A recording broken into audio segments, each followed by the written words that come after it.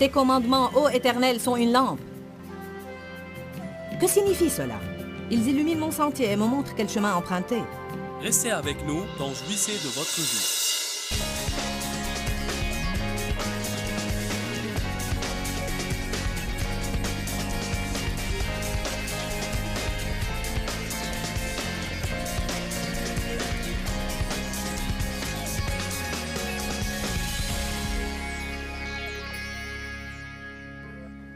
Nos frontières sont nos sécurités, saviez-vous cela? Nous avons des palissades autour de nos jardins et nous y faisons très attention.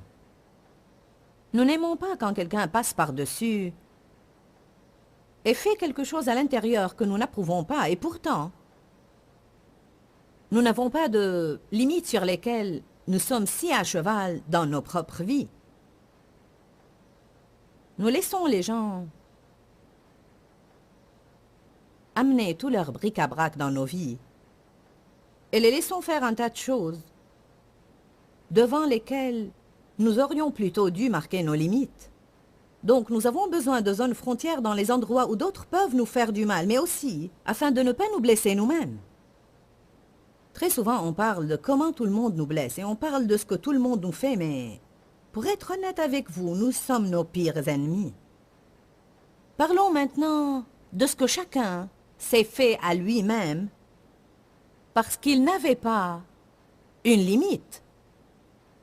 Je vais vous parler ce soir d'un sujet qui n'est pas vraiment populaire. Je ne parle pas seulement de sujets populaires, je parle à propos de ce que Dieu me dit de dire. Hébreux 12, 11 dit « Sur le moment, une correction ne semble pas être un sujet de joie, mais plutôt une cause de tristesse et de peine. Mais plus tard, une autre traduction dit « Par la suite, elle produit un fruit paisible de justice pour ceux qu'elle a formés. » Une récolte de fruits, y compris la justice, en conformité à la volonté de Dieu, à ses plans, sa pensée et à ce qu'il fait, résultant d'une bonne conduite et d'une position juste devant Dieu. Et il continue, verset 12. « C'est pourquoi redressez, relevez et revigorez vos mains abattues et languissantes, et fortifiez vos genoux faibles qui fléchissent. » Relevez ces mains qui pendent. Relevez ces mains qui pendent. La discipline n'est pas aussi mauvaise qu'elle le paraît. Elle produira de bons résultats par la suite. Nous ne serons jamais très enthousiastes par le plus tard, parce que plus tard ne nous rendra jamais enthousiastes si nous n'adoptons pas la correcte attitude en ce qui concerne la discipline, ou si nous ne mettons pas en place des frontières justes et selon Dieu dans nos vies maintenant. Si nous n'avons pas de bonnes frontières, nous nous ferons du mal à nous-mêmes. Si nous n'avons pas de bonnes frontières, d'autres personnes interviendront et nous blesseront. Si nous ne respectons pas les frontières des autres, nous les blesserons. Allez donc. Si nous ne mettons pas en place et maintenons des frontières, le diable nous blessera. Nous devons avoir nos frontières, et ces frontières doivent comporter des portes que nous ouvrirons pour faire entrer le bon et sortir le mauvais.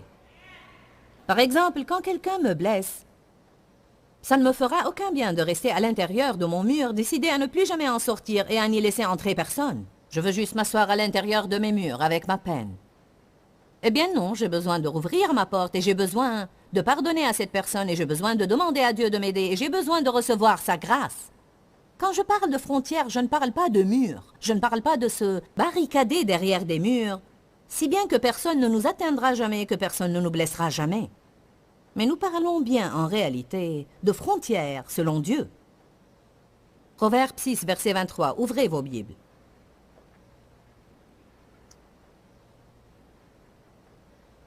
J'ai déjà parlé de ces autres sortes de frontières dans cette série, mais pas encore de cette dernière, qui consiste à prendre possession de notre propre vie en établissant des frontières qui ne nous blesseront pas. Tout le monde aime parler de la mise en place de ces frontières qui permettent de se protéger des autres.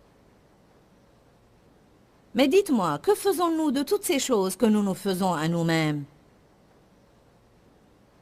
Proverbe 6, verset 23 dit « Car le commandement est une lampe, l'enseignement une lumière, Et les réprimandes éducatives sont le chemin de la vie. Le chemin de la vie, pas un chemin de vie, mais la discipline est le chemin de la vie. En d'autres termes, toute personne qui veut avoir la belle vie abondante que le Seigneur a pourvue doit apprendre comment s'auto-discipliner. Une des caractéristiques importantes dans la vie de toute personne est la capacité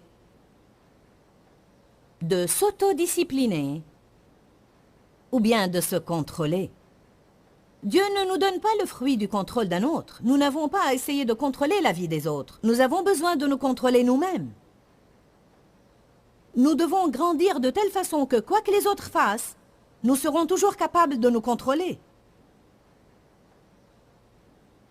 De quelle puissance une personne doit-elle faire preuve pour en arriver au point où personne ne pourra lui dérober sa paix, où personne ne pourra la contrarier, où personne ne pourra voler sa joie?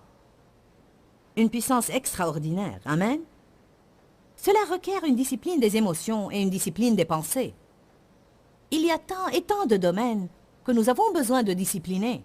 La chose la plus importante que j'aimerais partager avec vous, c'est que vous n'aurez jamais l'impression de faire toujours la bonne chose. En fait, je pourrais même aller beaucoup plus loin et dire que probablement souvent, et peut-être même la plupart du temps, vous n'aurez pas l'impression de faire la bonne chose.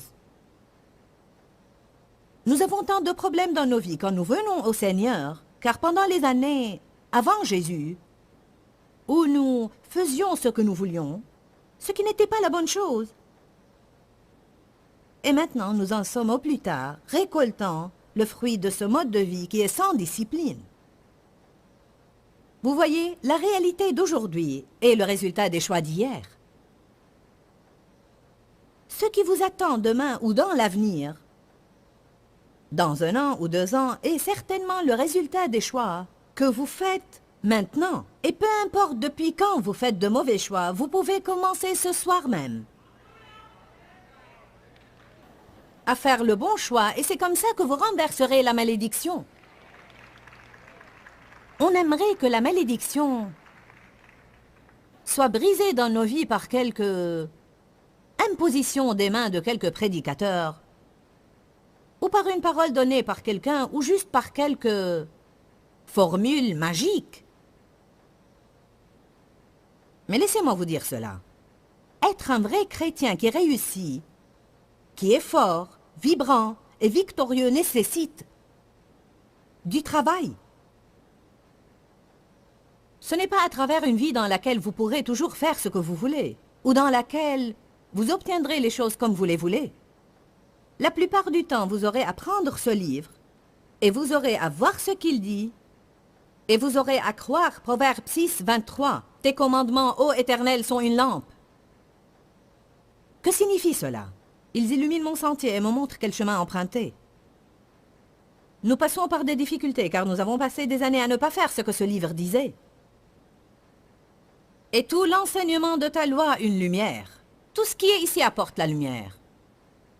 Et les réprimandes éducatives, la discipline, sont le chemin de la vie. Ce qu'il faut pour avoir cette vie abondante, c'est apprendre ce qu'il dit, et ensuite, que nous le sentions ou pas, nous autodiscipliner pour le faire. Nous ne sommes pas bénis de l'avoir écouté, nous sommes bénis de l'avoir appliqué. Un des plus grands problèmes que nous avons dans l'Église aujourd'hui, c'est que les gens sont, vous savez, ils sont intoxiqués par la connaissance.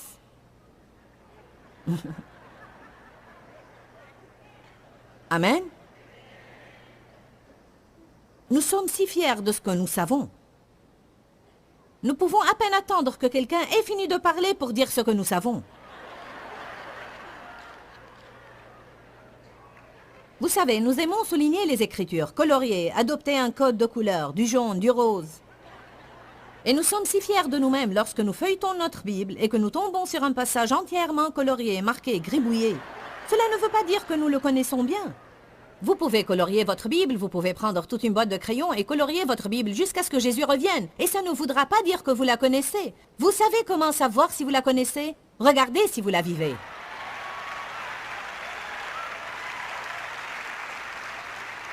La Bible dit dans Jacques 1, ouvrons nos Bibles pour un instant.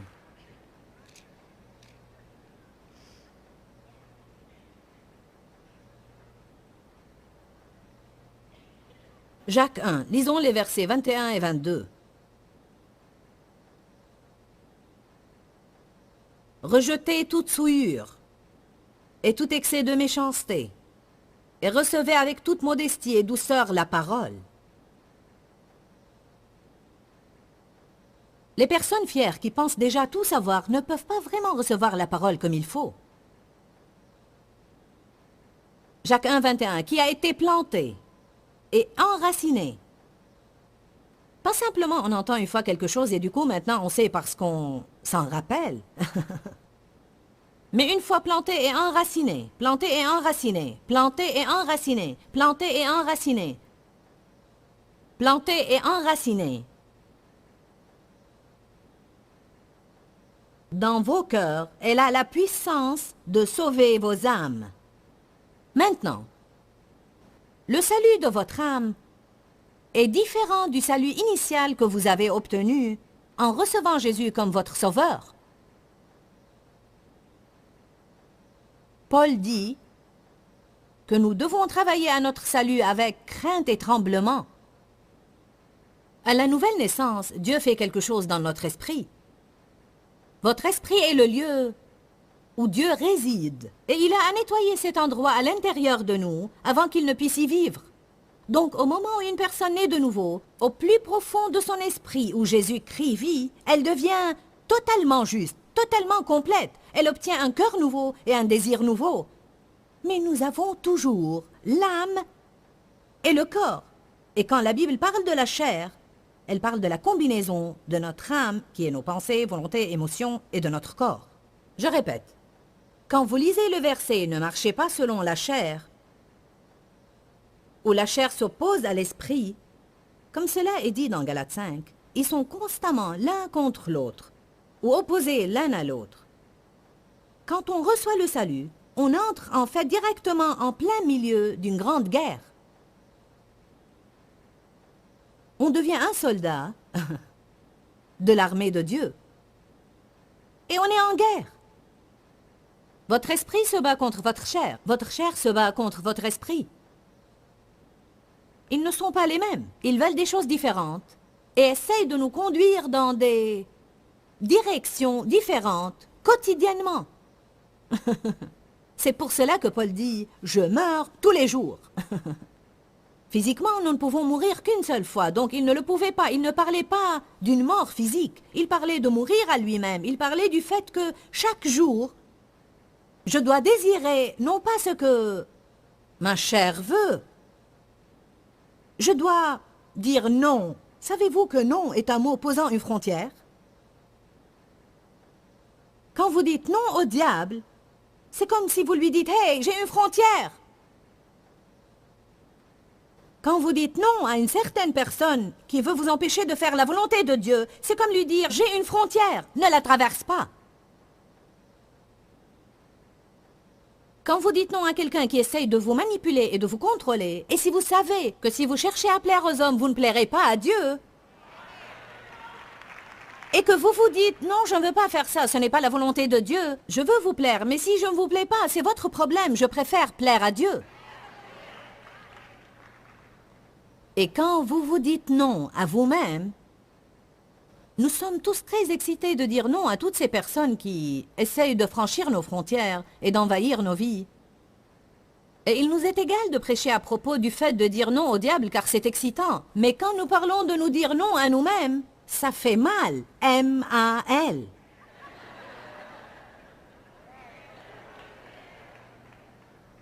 Maintenant, nous allons découvrir ce soir qui seront les enfants de Dieu et qui seront fils et filles de Dieu.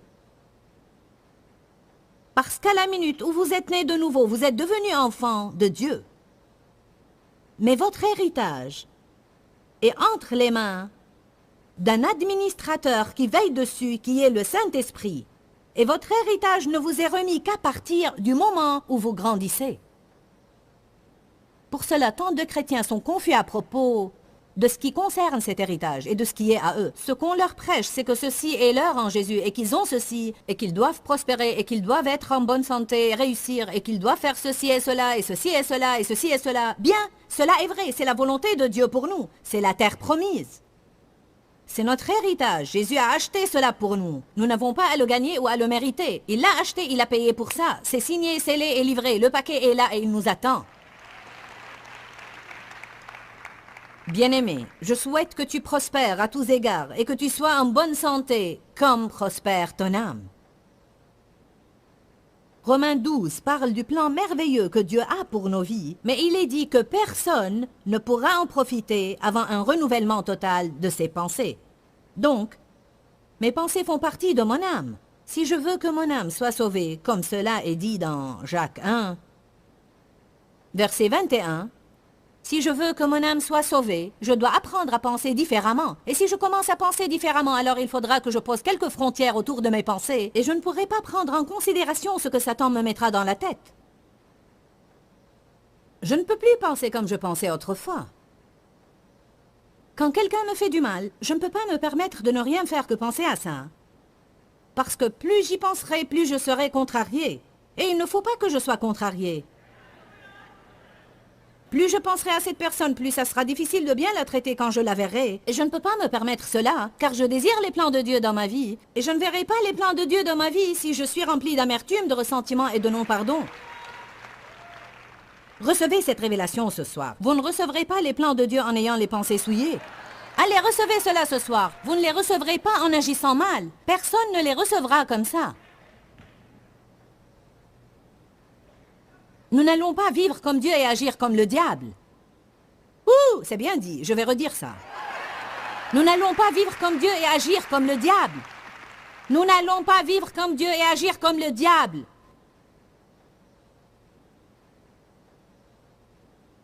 Que veut dire résister au diable? Ça veut dire résister au fait d'agir comme lui. Et pas seulement de résister à toutes les petites choses qui se présentent. Il n'y a pas cette promesse dans la Bible. Tu ne passeras pas par des temps difficiles. Amen. Oh Jésus. Qui est toujours content d'être là ce soir? Donc, si nous laissons cette parole être plantée et enracinée dans nos âmes et dans nos cœurs, elle aura alors la puissance de sauver nos âmes. Pourquoi? Parce que la parole devient si enracinée en nous qu'elle commence à mettre notre comportement à l'épreuve. C'est de là que la guerre commence, parce que certaines choses que nous avions l'habitude de faire ne nous dérangeaient pas du tout, elles ne nous condamnaient pas. Nous ne sentions rien quand nous les faisions. Rester furieux contre quelqu'un, lui en vouloir pour 4 jours et penser il le mérite. Béni soit Dieu, je vais te donner une bonne leçon. Mais après, vous lisez dans la parole de Dieu à propos du fait de pardonner à ses ennemis et de se débarrasser de cette rancune. Essayez de lire Matthieu 18 qui parle de toutes les choses pour lesquelles Dieu nous a pardonné. Comment serait-il possible après cela de garder encore une petite chose contre quelqu'un? Vous étudiez ce domaine en long et en large pendant plusieurs années et maintenant, tout à coup, essayez juste de rester furieux contre quelqu'un 1 heure. Et qui sera misérable? Vous, bien sûr. Amen. Parce que tout croyant, à la minute où il s'écarte vraiment de la volonté de Dieu, à cause qu'il ne s'est pas entouré de frontières solides et selon Dieu, à la minute où il fait cela, il est misérable.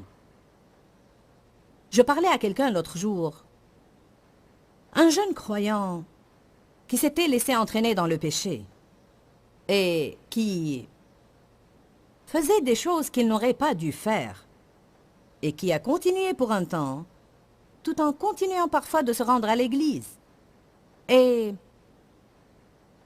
il m'a dit, j'en suis finalement arrivé au point où je me suis enfermé pour 3 jours avec Dieu et j'ai dit, je ne peux plus vivre et être à ce point misérable. Je ne peux plus être à ce point misérable. Il m'a dit, quoi que je fasse, je ne ferai plus jamais cela parce que je ne supporterai pas de nouveau d'être à ce point misérable. Vous savez quoi? C'est exactement ce qui brise la plupart d'entre nous. C'est comme si nous continuons à faire les bêtises que nous avions l'habitude de faire. Mais maintenant, cela nous rend misérables, si atrocement misérables que nous ne sommes pas capables de le supporter. Alors nous commençons à faire ce qui est bon, afin de pouvoir continuer à vivre avec nous-mêmes. Amen. Allez, je prêche bien ce soir.